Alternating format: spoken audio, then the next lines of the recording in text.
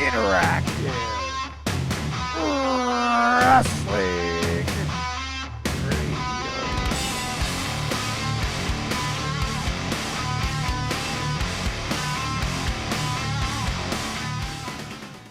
Just a quick heads up, guys. I just wanted to let you know that this interview is missing just a few moments off the end of it. I think we ended up going 48 minutes, and of it we have 45. I don't know what happened to the other few moments. It's just not on my file. I cannot locate the original audio tape. But this is a phenomenal interview with a now WWE Hall of Famer. And gosh, I hope she does write that book that she talks about in this interview, because it would be a humdinger. Hi, this is Sherry Martel, and you're listening to the Interactive Interview. There's a place you know where all your sisters go. It's gonna do you right. This one is for all your crazy daughters every night. I'm talking about the hair-raising women dressed in black and ready to go. I'm talking about the hair-raising women. I'm talking about you. Hello, everybody, and welcome to another edition of the Interactive Interview on the interactiveinterview.com. I'm James Walsh, joined as always by Daniel Edler, and we're here today with Madusa. Madusa, how you doing? I'm doing really well, thank you. Excellent. We've had a lot of questions sent in from the fans, and the most popular one we're going to start with first. The most popular one for you is, what are you doing today currently? Not today, obviously, but in general, what are you doing currently? What am I doing currently? Well, I'm keeping active as ever. You know, I've had a long career in the entertainment industry, and I think I'm still going strong and still enjoying what I'm doing, because I've always found a way to reinvent Madusa. You know, a lot of people kind of stay stagnant in their career for years and years, and either they get out of the career that they're in, and they can't really adjust and find what they want to do. And I was really fortunate. I was very lucky. I've always been kind of a motorhead my whole life, or gearhead, so to speak. You know, ride motorcycles, dirt bikes, four-wheelers, blah, blah, blah. But with wrestling being about 17 years of my life, and racing, you know, a couple years while I was wrestling, I started to race. I kind of transformed and transferred over to racing full-time, and that's what I do now. I've been keeping very active in the monster truck business, racing, gosh, just like wrestling, you know, leave on a Thursday, I don't get back till Monday. I've got 2 days to wash clothes, pack a bag, and leave again. So it's a hectic life, but I enjoy it. How did you get properly involved in doing that sort of thing? How do I what? How did you get involved in doing that sort of thing?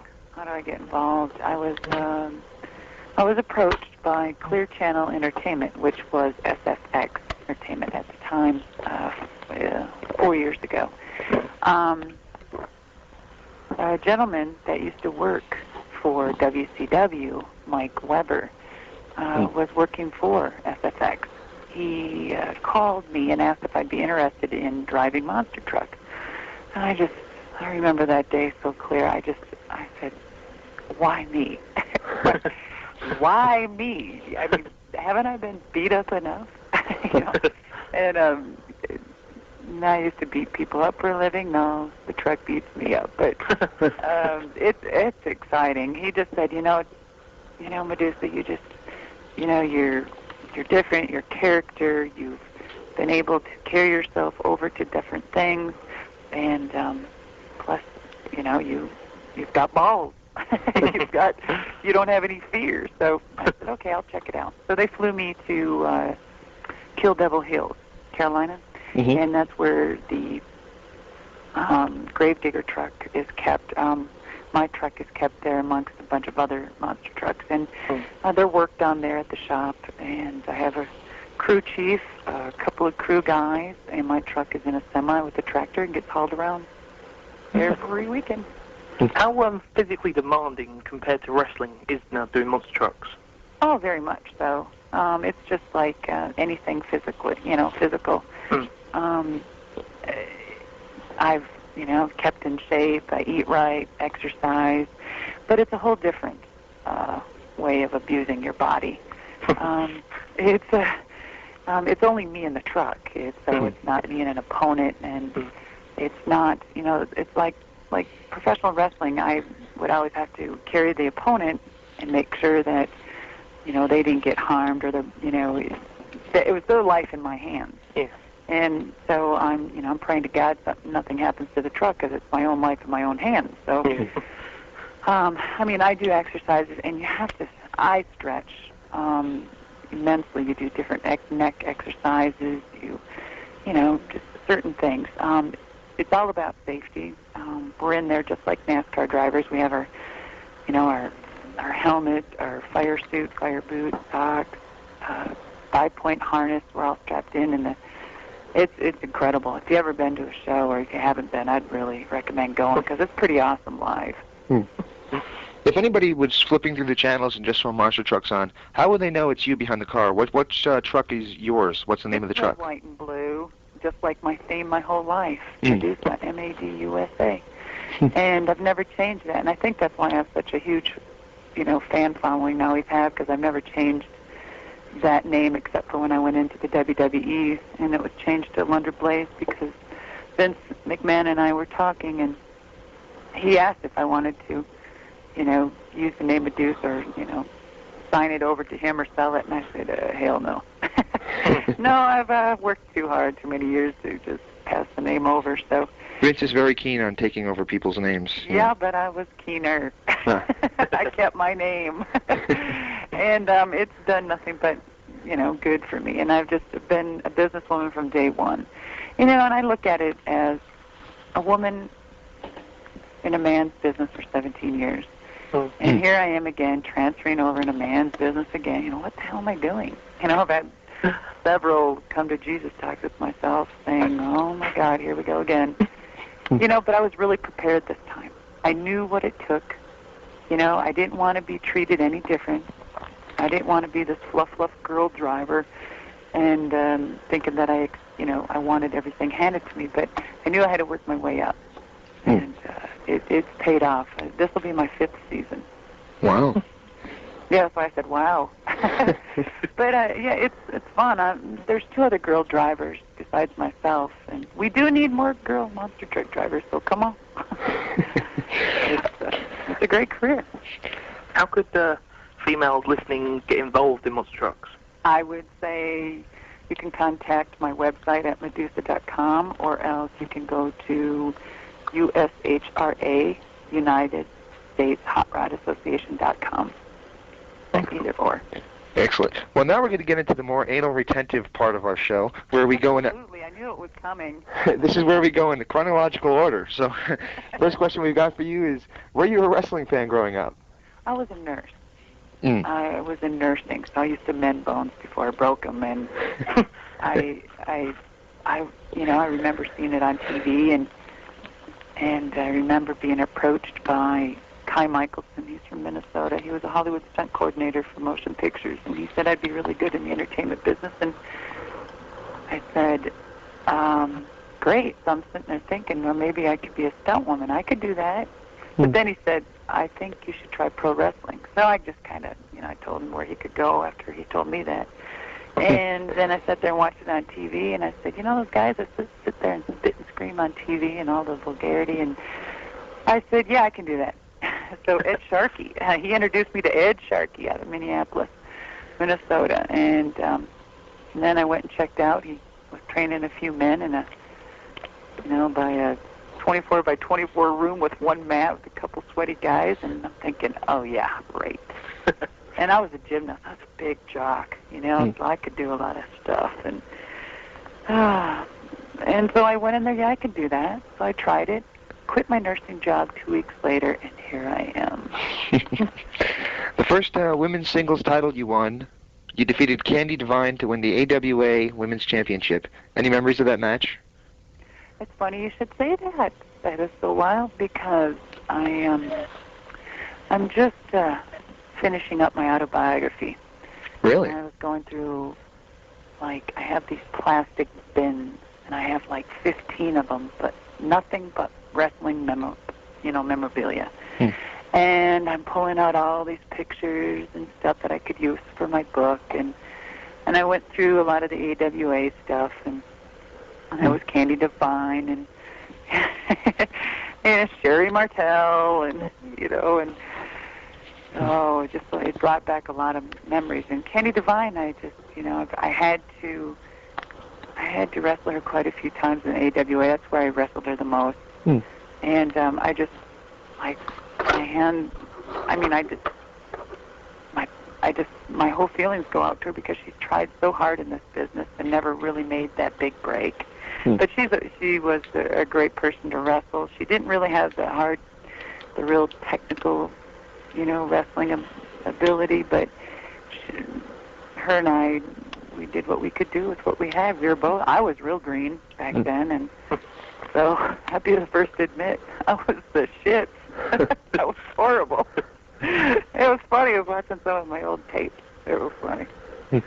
Of course, you had to eventually lose the belt. And when you lost the belt to Wendy Richter, you seemed to impress the fans of the Pro Wrestling Illustrated magazine, as you were the first female ever to be awarded the Rookie of the Year award. Does that mean anything to you in the long run? Oh, it still does, and I believe I still hold that title, don't I? Yep. I believe I do. And so, it's got to say something, even though, the wrestling magazines are written by editors and writers that make interviews up that don't even speak to you. It's like reading the damn Inquirer sometimes. And, and God bless them, they got to make a living too, and, they either, they can make you or break you. And it's all in marketing. I don't know. I'm sorry, I'm going off on another tangent. Go ahead. Why did There's a lot I want to say, but I'm biting my lip. Why did you leave the AWA? Well, we'll back up to Wendy Richter. When I lost the title to Wendy Richter, I remember Vern Gagne saying, now, Madusa, we're going to change titles. I believe it was in Minneapolis, too. We're going to change titles to Wendy. And I remember it was the Diamond Dallas Page, Pat Tanaka, and I can see him, and I can't think of Diamond, I can't remember. He was managing those guys. We were kind of one big clique back then, and he'd managed me, and I broke out from those guys. And I remember Vern saying that we need to drop the title. And I think Vern got word of that I was going to Japan around that time. Well, anyway, that match that I wrestled Wendy Richter, I came off the top rope to do some high-flying maneuver leg kick, and that's when I ripped my ACL. And so I had to finish the match with my ripped knee, and I changed titles. I remember that very vividly. Yes, I do. And why did I leave? Because I was going over to Japan, and that's when I was the first American woman's wrestler to go to Japan with a 3-year contract. Well, what is your memory of? I got my ass kicked. What is your memory of your first tour of Japan? The first memory was I was over there for a couple weeks. I was wrestling Chigusa Nagaya at the Showboat, I believe. That's when they had their ESPN tapings in AWA. And I was wrestling. I'm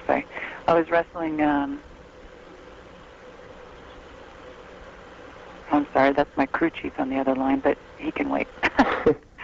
He's probably, because they're getting ready, and I have to leave for San Antonio to race. I don't leave for another day. So anyway, the first impression was it was great. I mean, I'm an only child. I don't have any brothers or sisters, and I really didn't have a dad or didn't have a family. So I mean, that's why I was so focused. That's why I did so well and was just focused into wrestling, and anything I did, I would succeed in because I was determined not to fail. Mm-hmm. And so when I went over to Japan, I thought, I can do this, no problem. I wasn't thinking of, what if this happened or what if that happened. I just thought, if this happens, I'll fix it and get up, try it, do it again. And I've heard all the horror stories about Japan girls, how brutal they were, and they just would beat the crap out of you until you woke up. And, well, in the first six weeks over there, I did really well. They were impressed. I was still green in the business. My God, I was just doing independence, and then Wahoo McDaniel called me to go to the AWA, and that's how I got in there. And then from the AWA, I went straight over to Japan. Then after the 6 weeks, I got back from Japan, and I chilled for a couple, and they asked me to come back, so I went back for another 3 weeks, and that's when they asked if I'd signed a contract. And I mean, it was big news because they've never done that with a gaijin, as they called us. And it was one of the best things I did in my career, and it helped me immensely. It helped my technique, my rhythm, my ability to be a high flyer. I wasn't really that much of a high flyer, and I did a lot of. I ventured off went over to Thailand and did some kickboxing. That was actually our next question. Huh? That was actually our next question. How you got involved in kickboxing? Boxing? Well, I'll tell you what. When the Japanese see an opportunity, they don't sleep. They're awesome when it comes to promoting. And I got to honestly say, I mean, that was one of my biggest promotions. They treated me really well. I mean, you had an American woman over there, and I mean, they had me sing in concerts. I had my own CD. I mean, what the hell? I can't sing.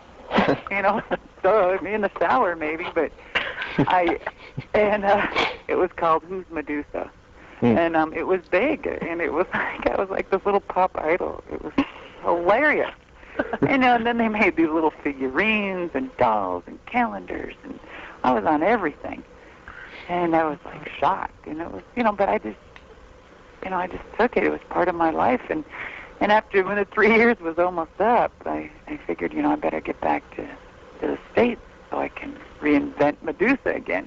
But when I was over there, they said, "Oh, you Madusa, you strong. You go to Thailand now and you do boxing." I'm like, what? What are you freaking crazy? Well, sure enough, I mean, they brought me to one of their personal senseis, and I was training karate, and I was training boxing, and then I had, after the Muay Thai kickboxing, when I was just literally had blood everywhere, my nose was just busted, but I beat the championship, and that's what did it. Then they said I should go into boxing. I said, oh, great. So then I went back over to Japan. Not only was I wrestling, but I was boxing as well. And then I really got into the training of boxing. I thought it was awesome. Because, I mean, when I got back to the States, I started getting up at 4 in the morning, and I'd run the beach, 10 miles in the sugar sand. Not the rough sand down by the water, but the sugar sand.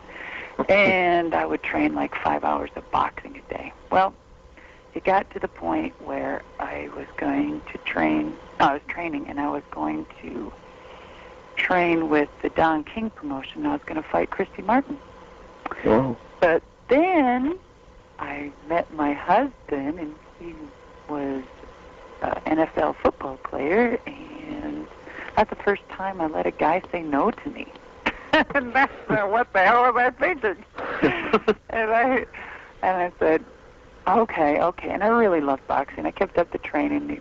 It was phenomenal. It was great. But that's probably one thing I regret my whole life, that I never carried out and fought Christy Martin. I would have beat her ass. I would have beat her up. How does the training for boxing and wrestling differ? How did it differ? Yeah. Well, I believe that each wrestling and boxing both has their own workout regime. Each is intense in its own way. You have to be dedicated at any sport that you do. You live it, you sleep it, you eat it, everything. And it helped me a lot in wrestling. I carried what I did then. I'm thinking, wow. And here I am, this first American chick that crossed over and brought, all the fancy kicks, and I'd put the kicks into wrestling. I put the boxing into wrestling. It was hot. It was good. But then I found myself, some of the guys that were true friends in the business when I did get back saying, the reason why Madusa, we're not putting you, they're probably not putting you on TV so much is that, the women's matches are outshining the guys. Well, found out it was true, and, I tell you, in my autobiography, when it does come out, it'll be out, I believe, in November next year. Or no, I'm sorry, this year. This year. Yeah. It tells the truth about everything. Wow. And just, of course, you mentioned your CD and whatnot. Do you know if fans can get hold of that CD and your figurine and your calendar? I hope not. Probably I know there's some fans. I know there's some fans out there that do have it because they've emailed me and I'm like, oh shit, burn it. But it was part of my life, and so I don't know. I don't know. I know I have one copy, thank God, and it ain't getting out of my hands. No, and as far as anything else, there's other opportunities right now happening in my life. Intermittently through my career, I've been color commentating for the speedboats. I've been color commentating for the IHRA. So I do a lot of color commentating for Speed Channel, Speed Vision, and so you never know what's going to happen. Is color commentary something you'd like to get involved in wrestling, possibly? I think I love wrestling. It's the life, it's the life I lived. It was the stepping stone to everything that has happened and to where I am today. I wouldn't mind, making probably personal appearances, for wrestling. Unless something extravagant or something big or something was put together, if I got a call to do something, it would have to be very well planned out and put together because I respect the sport. I respect my fans, and I respect myself. You returned to, after Japan, you returned to America and you did some work with World Championship Wrestling prior to going to the WWF. One of the people you managed in WCW was Ravishing Rick Rude. Any memories of working with him? Did I like working with him? Yeah, well. Oh, I just got chills because I remember I just finished this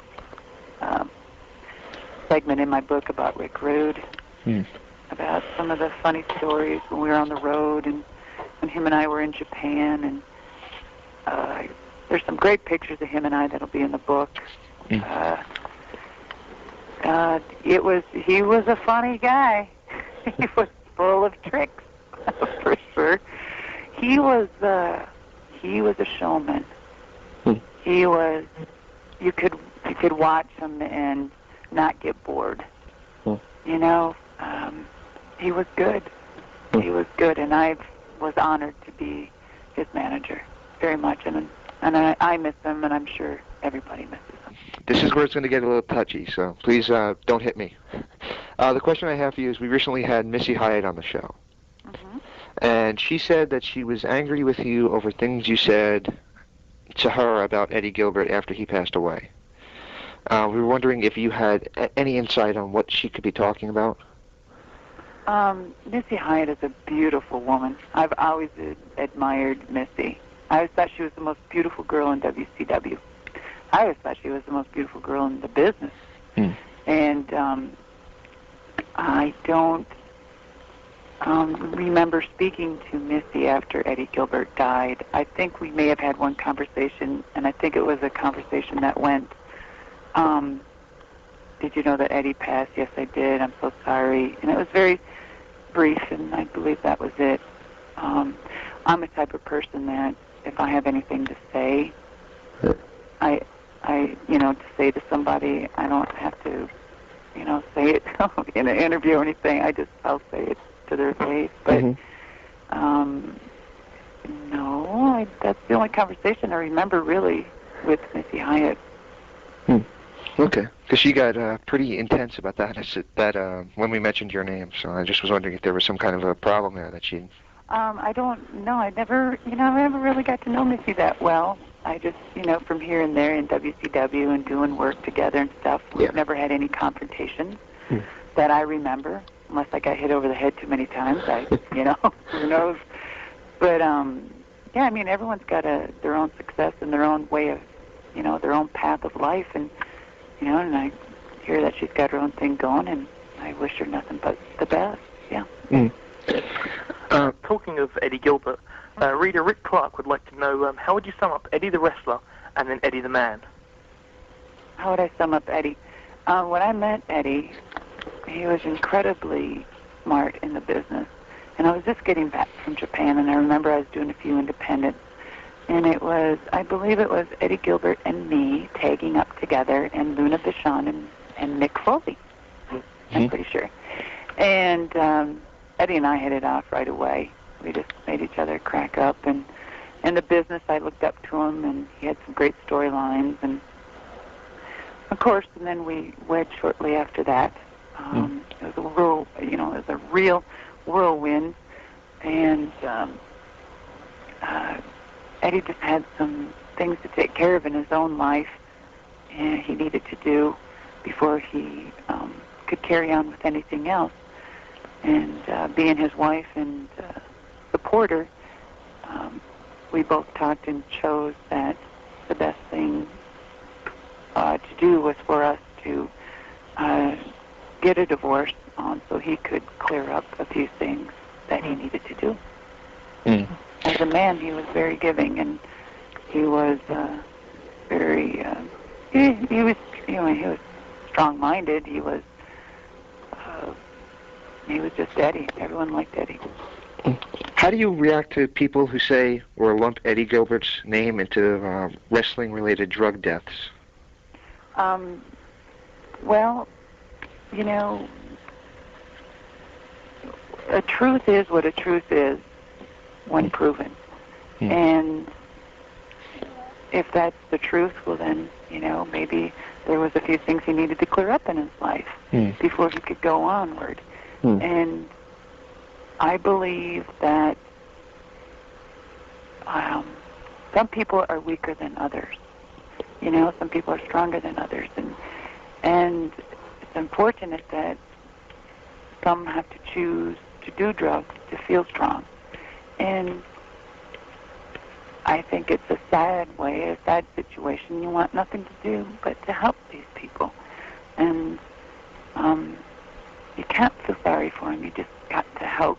And I believe that there's been a lot of problems like this in our business, wrestling business. It's because it's a very depressing.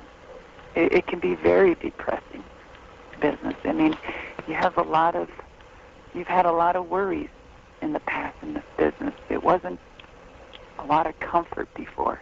I mean, I remember days, I'd always cry myself to sleep half the time. I'm a loner. I've always been a loner. I'd have bleeding ulcers, wondering, God, how am I going to pay this? I got to rob Peter to pay Paul. And it was a very hard business as a woman, and I never, reverted to drugs. I've never had to get on my knees and do sexual acts to get ahead in the business. And I'm very proud to say, I'm one strong woman in this business that has done well. Am I blowing my horn? Yeah, because I'm very lucky.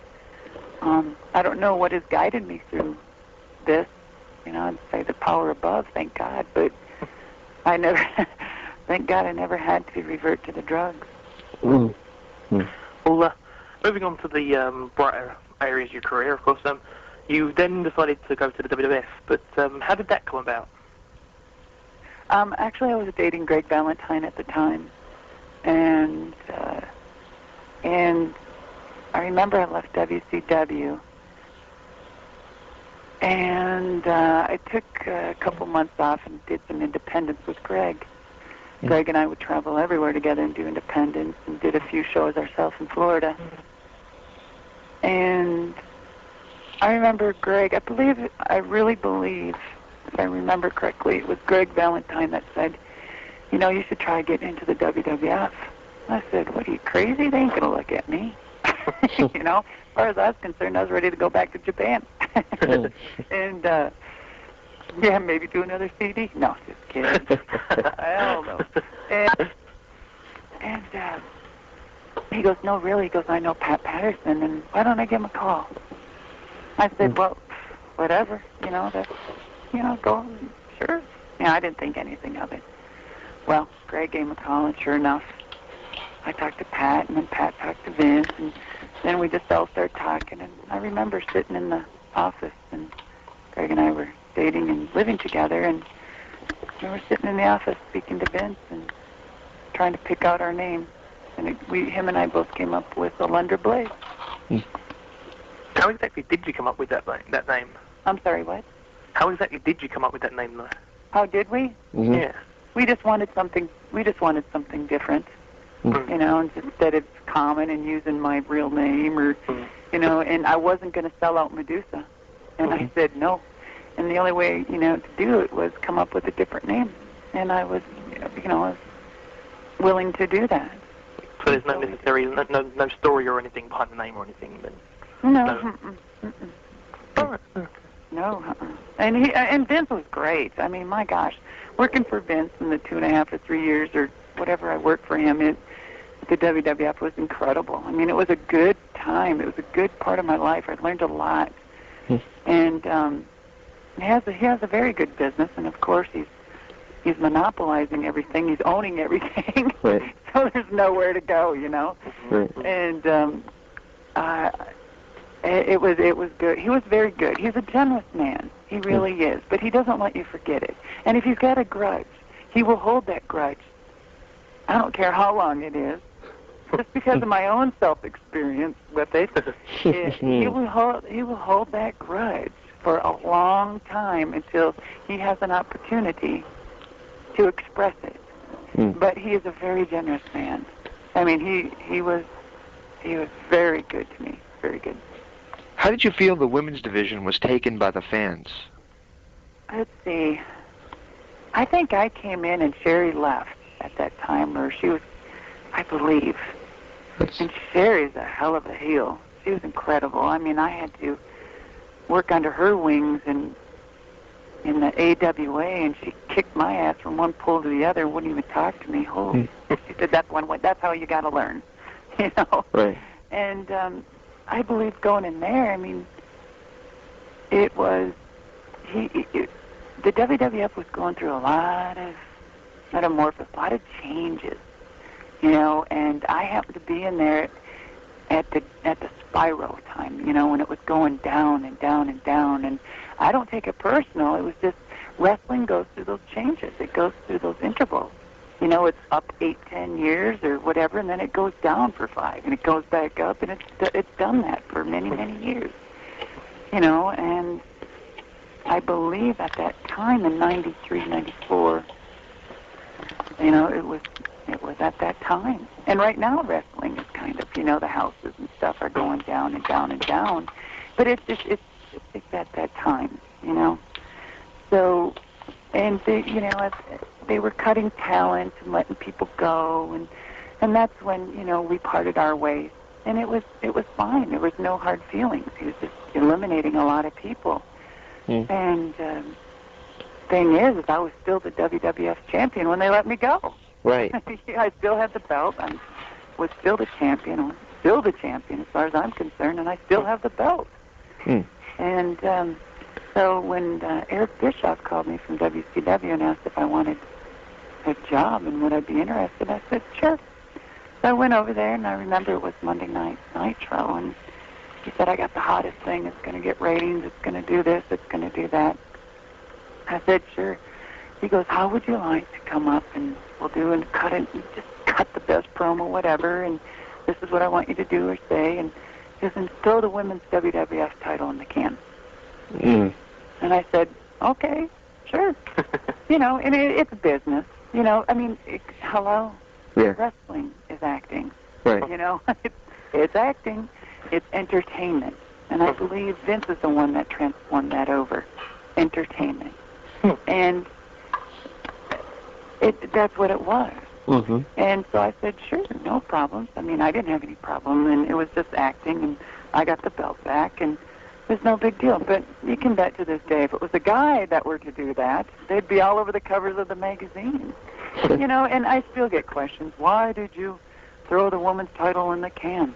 Because I was told to do it by Eric Bischoff. And if I didn't, I was under contract, my ass would probably be booted. You know? Right. Duh. And so, I mean, that was, you know, no big deal. And that's part of my job. I didn't enjoy doing it because I respected the title and everything, but it was an acting job. Mm-hmm. Do you regret?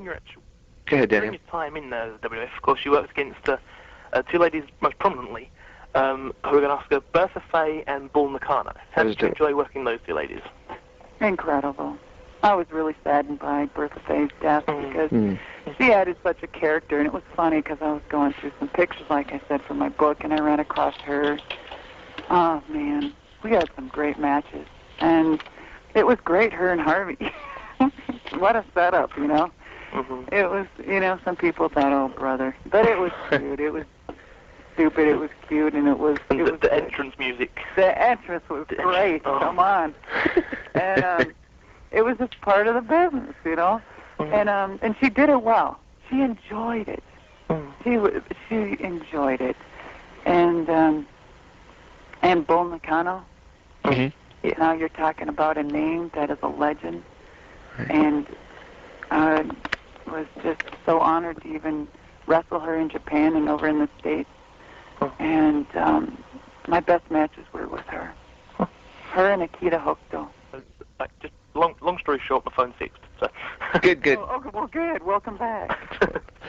Good. The next question we have for you is, what is your memory of being the fried pie to Colonel Parker? Fried pie, Colonel Parker. Oh, that's funny. Yeah, those were some good ones, too, weren't they? Yeah. Gosh, Colonel Parker. Gosh, I haven't heard that name in so long. Well, it was part of the business. We had a good run, Tim and me, or him and Sherry and I. God, those were great. I guess, you know, well. I don't know. Fried pie. I don't know. What did it really mean? I have no idea. That's what I was hoping you could help us out. How about apple pie in his eye? I don't know. Pie of his eye. When you left WCW, you had your retirement match. At what point, why did you decide to leave WCW, and what did you want to do in the future? Well, this last time when I left WCW, there was some heavy, you know, turbulation, and I have good instincts and gut feeling, and, you know, and the business and the buzz and all of this. And, you know, I had a feeling it was going to come to a head that Vince was going to buy the WCW, and my contract was coming up, and thank God, because I was already racing for a year previous. Right. While I was wrestling and racing, and I figured it's now to transform. You know, it's time to get out of the business, and you know, just to, you know, shake it and get out, and you know, it's kind of like when a dog's wet. You want to get rid of it. And I was a bit unhappy, and so best to, instead of be bitter and angry, it is best to leave at that time. So I let my contract expire, and I knew Vince was going to buy it, and I didn't want my name to roll over in a contract so he could take it over. So it's best to get out of my contract before it happened, and that way I had control of my name again. After you lost your retirement... Very clever. After your retirement match with the Hiro Hokuto, you left in 1997, and you only re-emerged in 1999, at least on camera. What exactly were you doing in that time period? 97, 99. Through that time when you weren't on TV. For 3 years? There was a time when you think you lost your retirement match. It might have been Great American Bash. 97, 98, wasn't it? Because I was Yeah. 97, 98. And then you reappeared with the Then Madness. I was gone. Yeah, because I was only gone maybe a year. Right. Okay. I got married. Ah. I met, it was Deborah McMichael, Elizabeth, and myself. We just got done doing something. I think it was TV with WCW. And so us girls went down to the Marriott Grill and Bar, and we're sitting there. We were with me and Gene Orkelin was on my right side, and I don't know who else was, whoever, a bunch of fans. It was crowded. Anyway, so we were talking and having a good time, and I looked over the bar, and there's this humongous 6'6", 350, dark, tall, good-looking, handsome dude. And I said, "Oh my God, girls, check that out." And I said, "He's mine."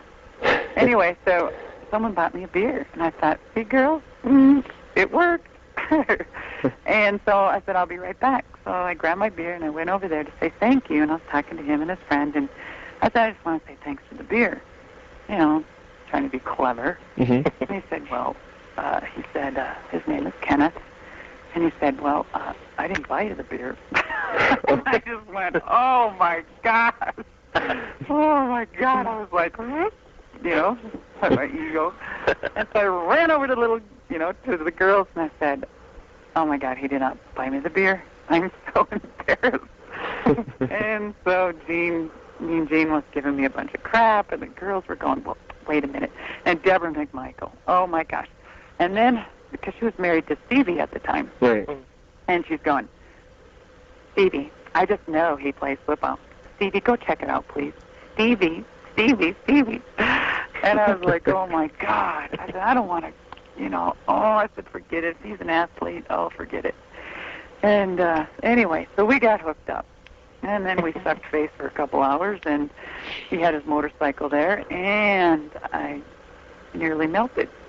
Because he had a motorcycle and I had a motorcycle, and we connected, and then we got married in 1996, 97. I'm sorry. Yeah, and there ever since. And really importantly, because we're going to get emails if I don't ask this question, but did you ever find out who really bought you the beer? No, probably some fan.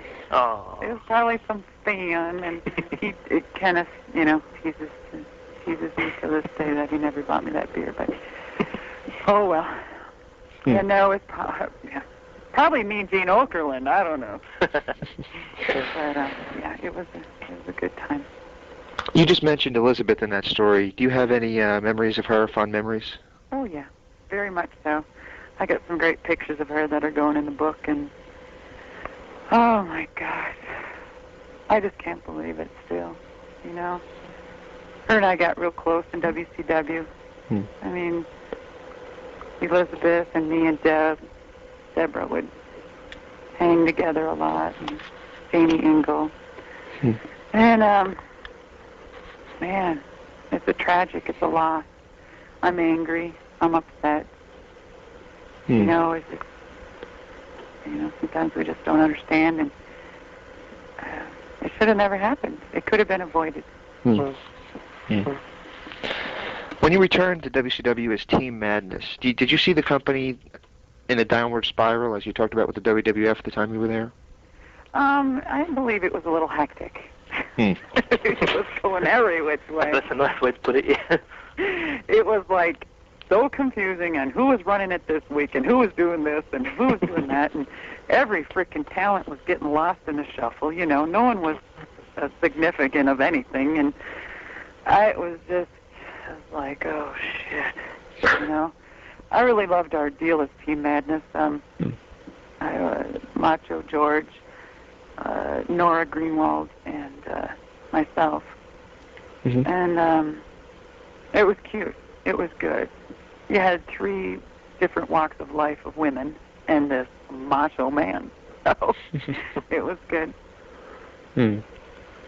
What was your early opinion of Vince Russo? My early opinion of Vince Russo was Vince and I got along in WWF. He made me crack up, and I'd make him laugh, and he was the writer there for the magazine, and we didn't have any problems. I mean, my gosh, he would send me Christmas cards, I'd send him Christmas cards, and his wife and family, we'd talk, and it was fine at the beginning, and then, you know, things change in life, and sometimes you get you get a bigger seat to sit in, and you feel a little more macho, and shit happens. You know? Yeah. Yeah, sometimes some people just don't know how to handle some things, and I wasn't directing that to Vince Russo. I just, you know, sometimes when you're dealt a few things, you get too excited. You were in the WCW World Title Tournament, and you wrestled I'm having trouble talking. Yeah, and you wrestled Ming. Oh my gosh! How do you? I'll never forget that. My butt showed on TV. Oh, is that your only memory from that match, or? Yeah. No, that because I was so shocked, and then I remember when I was punching Ming in the stomach. His stomach was like a steel freaking wall. I was punching him.